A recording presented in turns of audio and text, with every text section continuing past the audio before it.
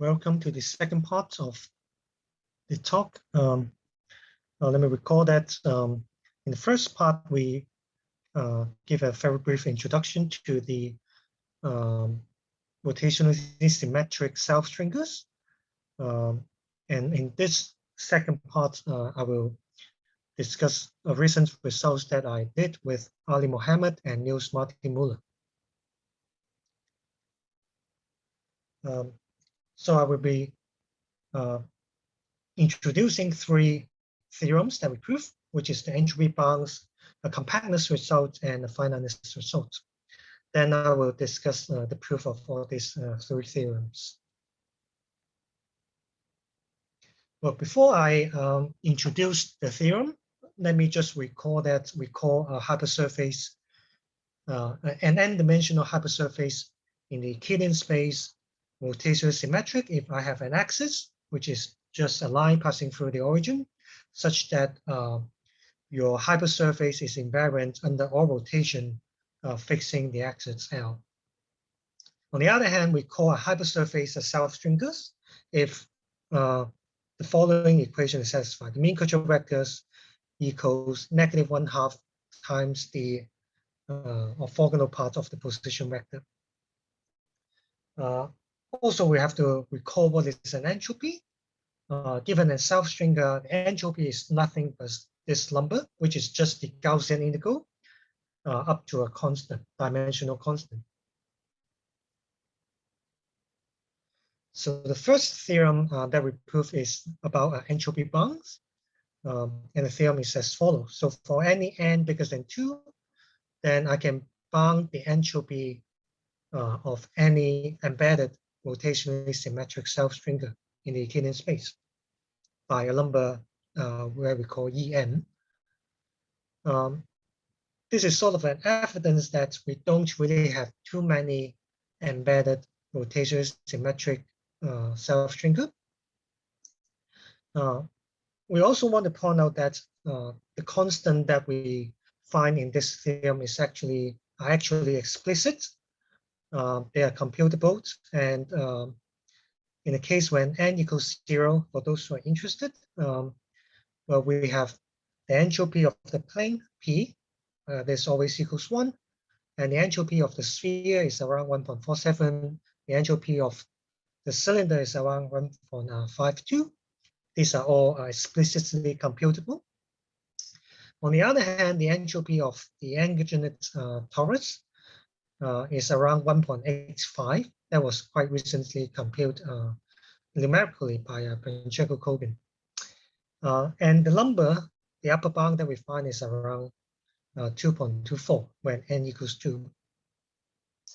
We also calculate, and it's somewhat to my surprise that the numbers that we find is actually not very big. We also find out that those numbers are always bigger than 2, but are smaller than E2, and the limit is around 2.04. The second theorem is an application of the first theorem, and it says that the space of complete embedded rotationally symmetric self-stringers is compact in the smooth topology. So this is a result which generalized a recent result by Rama. But in his theorem, he has several assumptions on the dimension n, the entropy bounds, and also they assume sometimes the convexity of the profile curves. And in this theorem 2, we don't have all these assumptions. Also, because in the proof of in theorem, the constant that we find is always bigger than 2. I want to point out that if the ENs happens to be strictly smaller than 2, then this theorem 2 is actually one of the consequences from Rama's result. But we don't have that, so we have to use a different method to prove the theorem. The third result is that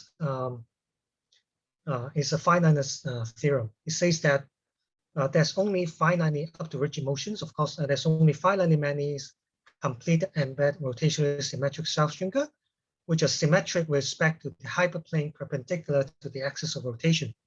Okay, so that means besides the rotational symmetries of the self-stringers, if we further assume an extra C2 reflectional symmetry, then the compactness theorem actually implies that there's only finitely many such embedded self-stringers. Okay. Well, of course, the only examples of compacted self-stringing donuts that we know are the one constructed by Engineer or Duran-Guin. And in the examples, we do have this extra symmetry. Okay. But on the other hand, there are examples of numerical accidents of immersed examples that don't have these symmetries. And this is one picture that is found from Engineer's 1989 paper. And this is the extra reflectional axis of symmetry. This is, and you can see that this profile curve is not reflectional symmetric with respect to this this line. This is an immersed S2. Also, is immersed but not embedded. But all the known embedded examples up to this moment, they do all have this extra symmetry. Okay, but without the embeddedness assumption, we expect there are more examples,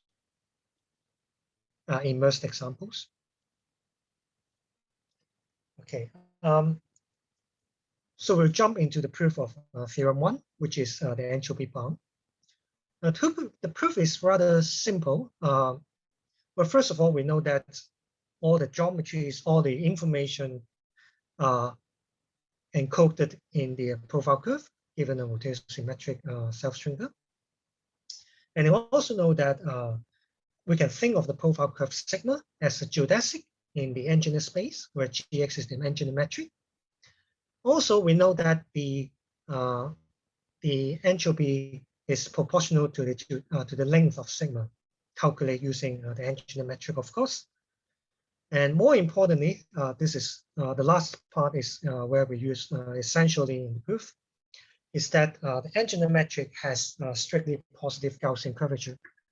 And also we can, because the engineer metrics are explicit, so we can explicitly calculate the positive lower bound of the Gaussian curvature. With all this in mind, then the entropy bound is actually a consequence of the following theorem. It says the following. So let's say Mg is a Riemannian surface, and M is just homomorphic to R2. And also let's assume that the Gaussian curvature satisfies strictly, has a strictly positive lower bound. And the consequence is that any simple closed geodesic on Mg has a bound on the length, given by this 2 pi over square root of k. Well, some of you who are familiar with compactness geometry will realize that this has a taste of, this is one of the, it looks like something that can be proved using comparison geometry, and that is actually true. When the case, when M is not homomorphic to the Euclidean space, but when M is homomorphic to S2, then this is actually a classical theorem in comparison geometry. But in our situation, we want to apply this theorem when Mg is the engineer space with the engineer's metric.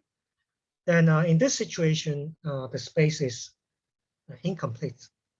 And so we're really careful about applying all these comparison geometries. So let me recall the main comparison result that we need to use. This is the triangle comparison theorem proved by Topologov when the space is a complete Riemannian manifold. So it says the following. So let's say if I have a space which has curvature strictly bigger than kappa, where kappa is a positive number, then I can compare geodesic triangles between triangles inside the space X and the model space. Okay, so let me be more precise. Well, a geodesic triangle is just in X is just 3 points joined by 3 shortest geodesics. Okay, and given a geodesic triangle in the space X, we can find what we call a comparison triangle. The comparison triangle is another geodesic triangle, but living in the model space. In our case, which the model space is the sphere, is the 2 sphere of radius 1 over square root of Kepler. Okay, we call this a comparison triangle if the corresponding edge has the same length. So this is the picture of 2 comparison triangles. So I'm thinking of this as one triangle in the Riemannian surface, PQR. And correspond to this geodesic triangle, I have the comparison triangle in the model space, which has the property that the length PR here equals the length P bar and R bar, and the same for the other two edges. Okay, so the comparison theorem says the following. So if I have a geodesic triangle in X and a corresponding comparison triangle in the model space, then the corresponding angles have the following inequality. So the angle in the surface is always bigger than or equal to the angle in the corresponding angle in the model space. Okay, so this is the theorem that we need to use, and let me give a very quick proof of how we use this theorem to prove the previous upper bound on the length of simple closed geodesic. Okay, and the proof is the following. So we want to approximate the length of the geodesic by a sequence of convex polygon in the model space. Okay, now the way to do so is by induction. So first of all, well, in this picture, on the first row, we have the red dotted line, which represent a simple closed geodesic. And I want to approximate this using geodesic polygon. Okay, so the first step is to approximate it using a triangle, which is in purple. We choose this 3 vertex so that the length of all these arcs are the same. Okay, and given this geodesic triangle, purple triangle, I can use it to find a comparison triangle in the model space, in this case, the sphere, which is this picture. Okay, and by definition of comparison triangles, the parameter of this geodesic triangle equals that of the geodesic triangle in the model space. The next step is to further subdivide the art into more parts and to glue more geodesic triangles. In this situation, in this second step, we are gluing another 3 geodesic triangle here that correspond to another 3 geodesic triangles in the model space, and then we move we move on. So this is a 6th gone, and the next step you have a 12th gone, and so on and so forth. Okay, the way we choose all this polygon, we have the property that the parameters of the polygon in the Riemannian surface equals to the corresponding parameter of the corresponding polygons in the model space. Okay. Oops.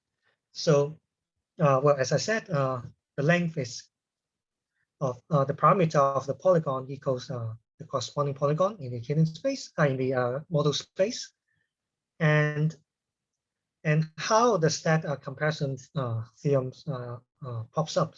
So the is the following. So we have this simple closed curve sigma, which bounds the domain in the surface M, because M is homomorphic to R2. So it bounds the domain. So I can choose the geodesic polygons to be lying completely inside that domain. Okay, and if I choose that, then the angle that we find is always smaller than pi. And the comparison theorem tells you that the corresponding angles of the polygons inside the model space are also smaller than or equal to pi. And that means the polygon in the model space are convex. Okay. And also, we know that this is a simple sphere geometry exercise. We know that all convex polygons in the model space sphere has parameter smaller than or equal to 2 pi over square root of k. Okay, so if you keep that in mind, then you can think of this picture. And when you take limits of this sequence of polygons, then when you take angles, limits goes to infinity, then that will approximate the length of the original geodesic sigma. Okay, and that shows that the length is smaller than or equals to 2 pi divided by square root of kappa. Okay, so the only problem, well, this is sort of the main idea of the proof. The only problem is that in the usual triangle comparison theorem, we always assume that the space is a complete Riemannian manifold, but in our situation, it isn't. So we have to eventually use some metric geometry theorem, and in particular, the generalization of this comparison theorem to the case of a length space. Okay, and that is roughly the proof of the entropy bound. Now we go to the second theorem, which is the smooth compactness theorem, which says that for any fixed n, the space of complete embedded rotationally symmetric self-stringer is compact. By compact, I mean this is really smoothly compact. That means if I have a sequence of such self-stringers, which I call sigma k, then I can pick a subsequence, and this subsequence also converge to rotationally symmetric complete embedded self-stringer. Okay. By the partial classification theorem by Kinney and Muller, which says that all the non-compact examples are the plane, the cylinder, and also we have the compact examples are either the round sphere or something that is diffeomorphic to S1 cos Sn minus 1. That means we have a profile curve which is a simple closed curve in the engineer space. Okay, so because those that are not engineer torus or donuts is only finite, so we can in the proof of this theorem we can assume that in the sequence they are all self-shrinking engineered donuts, and we need to show that I can pick a subsequence so that this subsequence of engineered donuts also converge to engineered donuts. Okay, so I will briefly tell you how the proof is done. There's 3 main steps. First of all, the first step is to show that not the whole sigma k, but I can find a subart of a sigma k. So part of the sigma k will converge to the profile curve of either the plane, the cylinder, or the sphere. Okay, and in the second step is to show this higher multiplicity convergence. So the first step is to show that a subset converge to either one of the profile curve, P, C, or S. And the second step is to show that actually we have higher multiplicity convergent to the same profile curve, P, C of S. Okay, and the last step is sort of a standard argument. This higher multiplicity convergence will contradict the instability of self-shrinker. The same argument was in the context of self-shrinker was first used by Kolding-Minkowski, and of course Reimer you also used the same argument in his proof of rotation symmetric on the compactness result on rotation symmetric self-shrinkers. But all these results, all these arguments, probably we can say that it all goes back to Choi and Sheng in the 80s. And also, of course, that was used extensively in coding Minitosi's work on minimal surface. Okay, so we start with step one. We'll find a subpart of sigma k which converge to one of the profile curve, P, C, or S. Okay, so the first step is to know that every compact self-stringer intersect each other, intersect in particular one of the known engineered donuts. Okay, this is we call this as Frankel properties, and that is proved using the avoidance principle or the maximum principle. Okay, so that means all such self-stringer, if I have a sequence of such engineered donuts, the first thing that I know is that they are not going to escape to infinity and disappear, okay, because they all intersect one of the fixed engineered donuts. Okay, and the engineered donuts is compact, so I can pick a subsequence so that I know that I can find a point on sigma k which converge to some point in the upper half plane, and also I can pick a further subsequence so that the tangent vector also converge to some v. Okay, so this p and this v will give us a maximal unit geodesic passing through this point and with the velocity. Okay, and this is a smooth dependence of ODE. We're solving a geodesic equation. Because the initial conditions converges, then we know that if we fix any compact subset of the engineered space, then the connect components lying inside this compact subset of each sigma case converge smoothly to the corresponding subset in for sigma infinity. Okay. Also, we note the assumption is that each of the sigma case is a simple closed curve, so they're embedded. And we can use this to show that sigma infinity is also embedded. And then by the result of Keeney and Muller, if this is not an engineered torus, if sigma infinity is not another torus, another donut, then it must be one of the profile curves. It must be either P, C, or S. Okay, so that means if sigma infinity is actually a donut, then we are done. We have a smooth convergence. But if not, then it will be one of the PC of S or S. So this is the one pictorial illustration of what I just said. So in this compact set K, I don't know what happens to the whole sigma K, but I know that parts of the sigma K, which I highlight here, converge to one of the P, C, or S. In this case, in this illustration, we illustrate that this sigma case has one of the sub-connected sub-arcs which converge to the yellow dotted line, which is the profile curve corresponding to the round sphere. Okay, so this is the first step, and then the second step is to show this higher multiplicity convergence. Okay,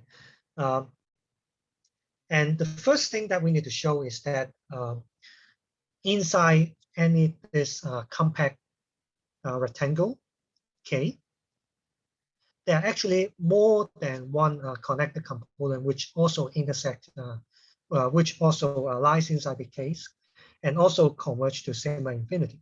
Okay, so the picture that we draw here is something that is not possible. Okay, I want to show that this is not possible. So in this picture, we have one of the sigma case which has one part converging to the yellow dotted line, which is profile curve of the round sphere. But then all the other parts lies outside K. And I want to show that this is impossible. Okay. So why is it impossible? The argument is actually quite simple. This is again the avoidance principle. So if sigma K actually does not lies inside this capital K, besides the part that is close to the round sphere, then what we can do is that we can fit in a very small engineered donut which lies in the interior of a sigma K. So that's actually two situations.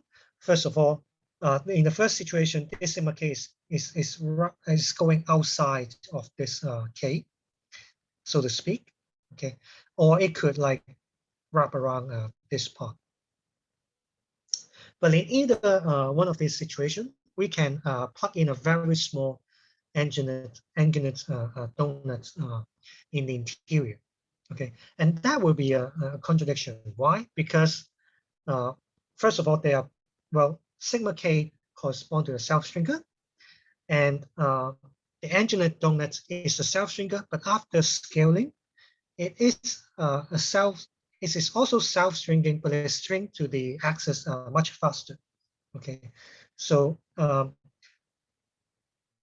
sigma k will converge by self-stringing to the origin at time 1. But this small angular donut will collapse to the axis before time equals 1, because we scale it to be smaller. Okay, and that will means that before its extinction, it will hit we will actually intersect the sigma k.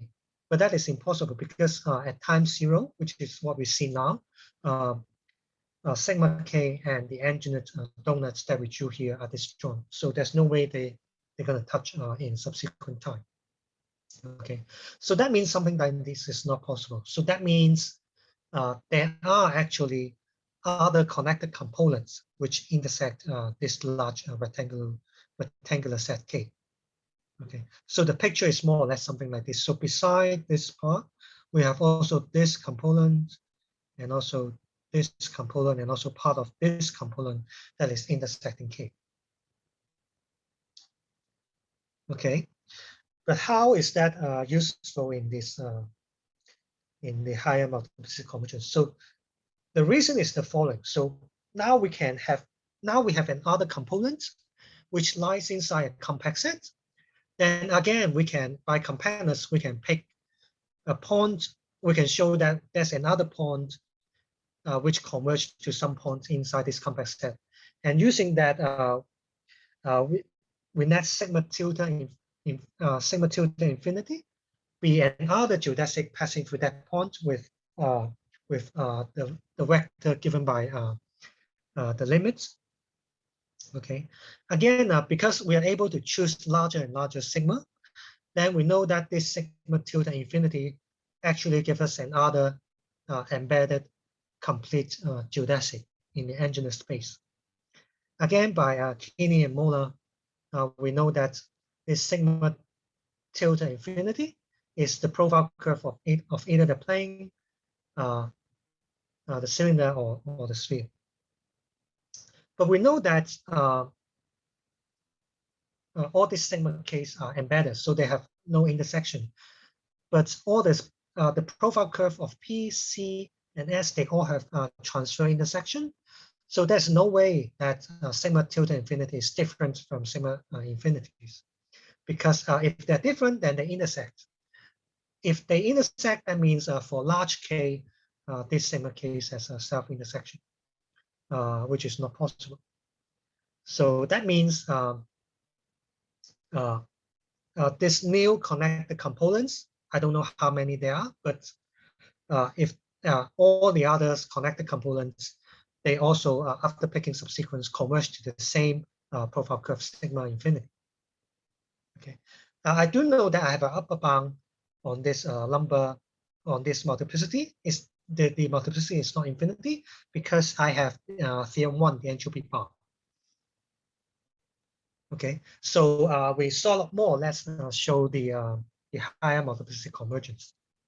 Okay, so the last part is to see how this higher multiplicity convergence implies L stability, and that will give us a contradiction.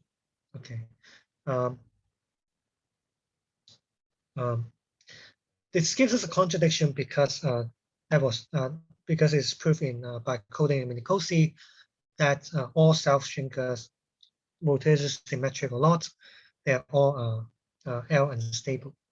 But this higher multiplicity convergence actually shows L stability, which is impossible. Okay, so this argument, I suppose, is very familiar to expert, but let's just very quickly recall the proof. Okay, so this is one illustration of a higher multiplicity convergence. So we have this sigma k, which is an engineered donut, but it converges in multiplicity 2 to the sphere. Okay, as you can see, the convergence is not smooth close to the rotational axis, but away from it, it has a very nice graphical convergence. Okay, and in that case, I can choose the outermost layer and the innermost layer. Okay, and I can write it as a graph of two functions. Let's just call this UK plus and UK minus. Okay, and then I will take the difference normalized at some point x log. So x log is just any fixed point somewhere away from the rotational axis. Okay, so I have a sequence of functions. Okay, and this sequence of functions they all converges locally smoothly well to a function. Okay, the function I just called u. Okay, because all this UK plus and UK minus, they satisfy the graphical self-shrinking equation. So when you take the difference and then you take k goes to infinity, they actually satisfy this linearized equation. Okay, so this is L is the Jacobi operator for the f function. Okay, and the convergence is smooth away from the rotational axis. And then we applied a result in elliptic PDE, which is removal singularity, which shows that actually U is a well-defined function defined everywhere on S. Okay, the way we choose the function UK is always strictly positive. Okay, that means when you take limits, then U is non-negative, and the maximum principle tells you that U is actually strictly positive. So that means we are in a situation where we have a strictly positive function which satisfies this elliptic equation, LU equals 0. Okay, and that means U is actually a positive eigenfunction of L with eigenvalue 0, and that means 0 is actually the smallest eigenvalue, and that shows stability. Okay, and this stability will derive a contradiction.